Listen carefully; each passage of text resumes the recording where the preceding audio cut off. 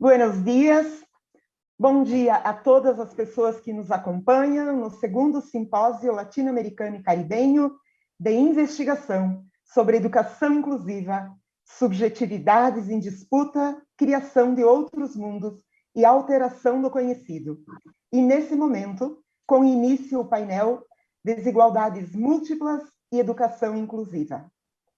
Sou Tânia Mara Zancanaro Pietkowski, doutora em Educação, professora, pesquisadora e atualmente coordenadora do programa de pós-graduação Stricto Sensu, mestrado em Educação, na Universidade Comunitária da região de Chapecó, UNO-Chapecó, localizada na cidade de Chapecó, no estado de Santa Catarina, sul do Brasil. Sou líder do grupo de pesquisa Diversidades, Educação Inclusiva e Práticas Educativas, e terei a honra de coordenar este painel. Eu farei a minha audiodescrição. Eu sou uma mulher de pele clara, cabelos ondulados acima dos ombros, uso óculos de leitura, uso uma roupa de cor bordô, estou no meu ambiente de trabalho domiciliar e aos fundos uma parede branca.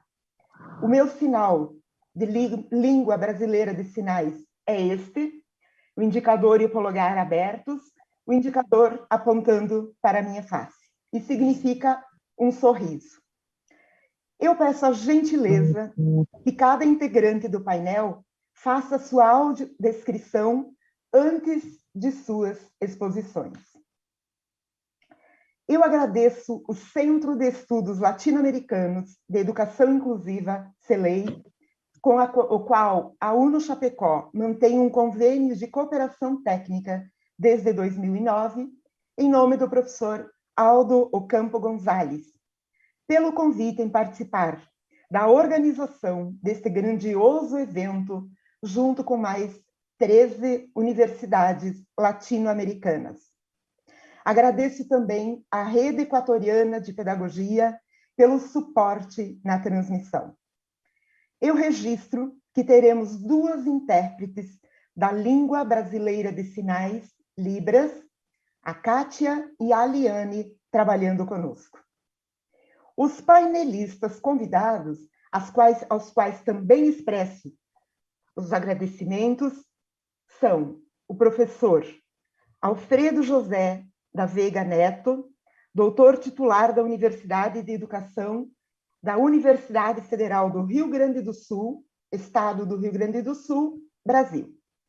A professora doutora Patrícia Graffi, da Universidade Federal da Fronteira Sul, campus de Chapecó, Santa Catarina, Brasil. A professora doutora Maura Corsini Lopes, decana da Escola de Humanidades e professora do Programa de Pós-Graduação em Educação da Universidade do Vale do Rio dos Sinos, Unicinos, Estado do Rio Grande do Sul, Brasil.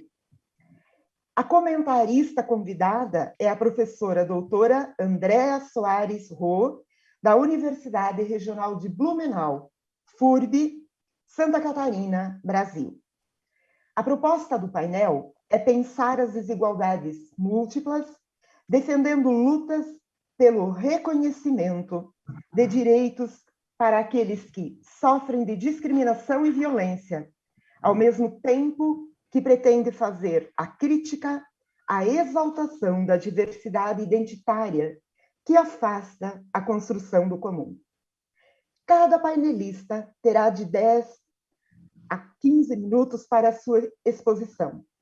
Após as 3 falas, a comentarista terá 10 minutos para as suas considerações. Eu lembro ao público participante que poderá registrar a sua presença no chat disponibilizado no YouTube. E eu passo a apresentar o primeiro painelista desta manhã, professor doutor Alfredo Veiga Neto. Possui graduação em História Natural e em Música pela Universidade Federal do Rio Grande do Sul, mestrado em Genética e doutorado em Educação pela mesma universidade. É professor titular da Faculdade de Educação da Universidade Federal do Rio Grande do Sul, professor convidado permanente do programa de pós-graduação em educação dessa universidade. Foi professor visitante na Universidade de Barcelona, Espanha. Foi vice-presidente da Associação Nacional de Pós-Graduação e Pesquisa em Educação, a ANPED, por 2 vezes. Coordenador do Grupo de Pesquisa em Currículo e Contemporaneidade na Universidade Federal do Rio Grande do Sul e integrante do Grupo de Estudo e Pesquisa em Inclusão, o GEP, Unicinos, CNPq. Tem experiência na área da educação, atuando principalmente nos seguintes temas: currículo, estudos Foucaultianos, crítica pós-estruturalista e interdisciplinaridade. É doutor honoris causa do Centro de Estudos Latino-Americanos de Educação Inclusiva, CELEI, no Chile. Obrigada, aguardem um instantinho e logo prosseguiremos com a fala do professor doutor Alfredo Veiga Neto.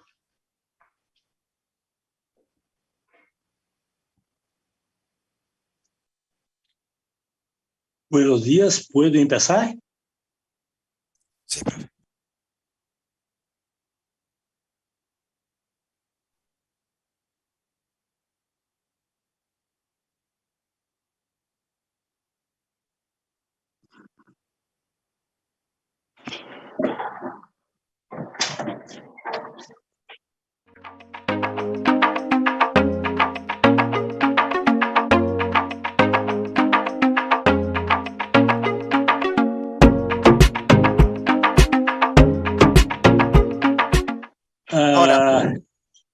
O título da minha fala é Alosteria nas práticas de inclusão e de exclusão.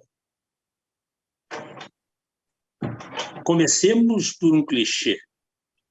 As atuais políticas e práticas que visam promover a inclusão social enfrentam dificuldades e obstáculos de toda ordem. No âmbito geral, as dificuldades advêm das próprias limitações que cercam a execução de mudanças em quaisquer práticas sociais. No âmbito restrito, estão o sólido e profundo enraizamento histórico dos processos de exclusão, somado ao acomodamento político e econômico dos estamentos sobre os quais convém manter o status quo excludente. Como se tudo isso não bastasse, é preciso considerar que, nos atuais cenários do capitalismo avançado, torna-se ainda mais difícil promover mudanças que visem a um maior equilíbrio socioeconômico. Em suma, o fato é que a distância entre a proclamada vontade de incluir os excluídos e a sua real efetivação é imensa. No que se refere à educação escolar, esse lamentável estado de coisas é notável.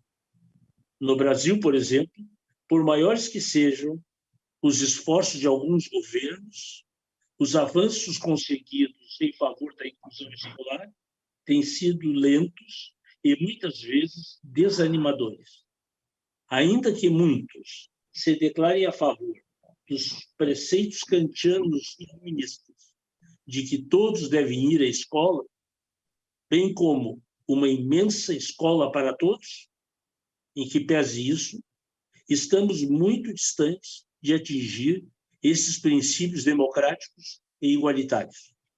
Há também bastante tempo me dedico a problematizar tais dificuldades frente aos cenários sociais contemporâneos, tanto nos planos econômico, cultural e histórico, quanto nos planos ético, político e educacional.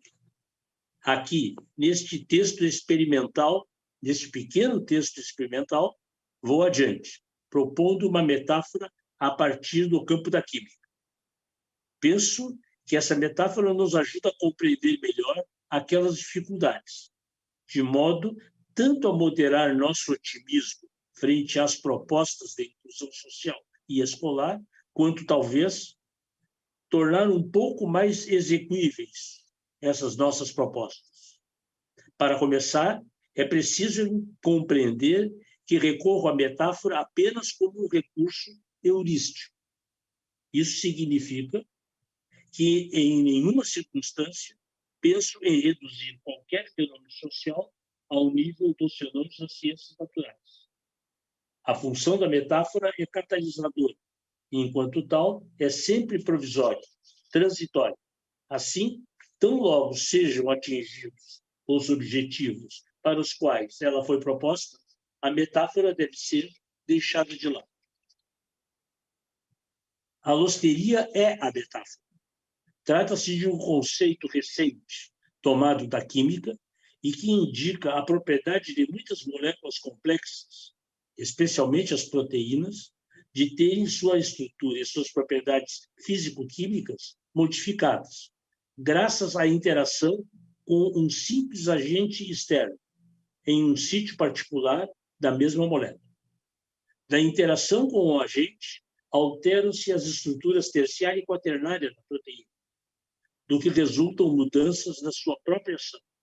Daí a etimologia da palavra alosteria, do grego halos, que é outro, ou diferente, e stéreos, que é sólido ou relativo às 3 dimensões de um objeto qualquer, mais a terminação, o sufixo ikos, que determina a adjetivação do substantivo, ou seja, corresponde ao ico na língua portuguesa e na língua castelhana. Trata-se de um neologismo criado por François Jacob e Jacques Monod em 1962, para caracterizar as modificações gerais na estrutura de muitas moléculas complexas. Modificações essas decorrentes de uma pequena interação entre a molécula e um agente externo num determinado sítio daquela molécula. Em termos simplificados, pode-se dizer, então, que um efeito alostérico é aquele no qual uma pequena alteração num sítio ou parte de um sistema complexo acaba provocando uma alteração geral no sistema todo. E a alteração é tanto estrutural quanto funcional. O exemplo clássico é o da hemoglobina, em que o oxigênio e o gás carbônico, ao se ligarem a essa molécula de hemoglobina, alteram as propriedades ligantes, conformadas em um outro sítio dessa mesma complexa molécula. Em termos gerais, o efeito alostérico é aquele em que uma pequena alteração numa pequena parte ou sítio de uma estrutura complexa acaba produzindo um efeito positivo ou negativo em outro sítio da estrutura, ou até mesmo, muitas vezes, um efeito global na estrutura toda. Resumindo, uma pequena intervenção, fortuita ou não, num ponto de um sistema complexo, altera a conformação e o funcionamento, para melhor ou para pior, num outro lugar ou até mesmo em todo o sistema. Em termos sociais e, naturalmente, em termos escolares, acontece o mesmo. Quanto mais numerosos forem os fatores intervenientes num processo social, mais sujeitos ficaremos à alosteria. Não estarmos atentos à sua ocorrência leva a uma provável diminuição no êxito das nossas ações, aí incluídas, é claro, as políticas e as ações de intervenções includentes. Assim, por mais detalhados e competentes que sejam os planejamentos, e por mais cuidadosas e antecipadas que sejam as previsões, não só acontecem interferências multifatoriais fortuitas, como ainda acontecem efeitos alostéricos eventuais que perturbam, na maioria das vezes diminuindo ou prejudicando a consecução dos nossos objetivos. Tal estado de coisas faz com que, por maiores que venham a ser nossos esforços e nossas competências, seja muito difícil conseguirmos um efetivo controle sobre as alterações que se deseja operar na esfera social. E, para e passo, seja também muito difícil atingirmos os objetivos a que nos propusemos. Em suma, e para concluir, num âmbito bem mais amplo, é muito difícil conseguirmos chegar a resultados plenamente satisfatórios naquelas que se costuma denominar operações de engenharia social. Portanto, essa minha apresentação não significa trazer um desânimo para as nossas políticas ou para as nossas tentativas e práticas de inclusão social e de inclusão escolar, mas sim trazer um elemento, digamos, mais realista e que uma metáfora nos permite compreender como isso pode ocorrer. Eu tenho duas imagens, eu não sei se há algum tempo para isso, caso contrário, eu acho que estou claro e posso deixar para, eventualmente, questões que me apresentem, a voltar à questão. Se não, se ainda tem algum tempo, podemos ver essas duas rápidas, pequenas imagens que mostram, representam como funciona a alosteria nos processos e nas estruturas complexas. Por enquanto, então, muito obrigado. Tens algum tempo, sim, professor. Pode apresentar. Então, por favor, eu peço que os colegas que estão controlando as imagens passem o PowerPoint que eu repeti para eles, por favor. E pido desculpas por não falar em espanhol e nem mesmo em portunhol ou coisas assim. Então, espero que me tenham compreendido bem.